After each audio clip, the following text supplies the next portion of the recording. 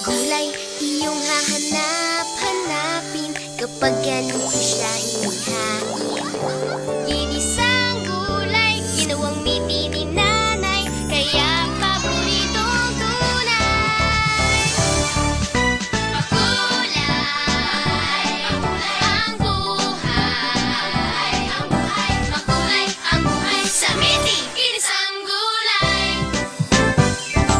Sa langhap pa lang nalalasap na, sa lasa panalong panalo ka. Ang palaya, sitaw, sayote, kalabasa, sasaya pag may normiti pang isa.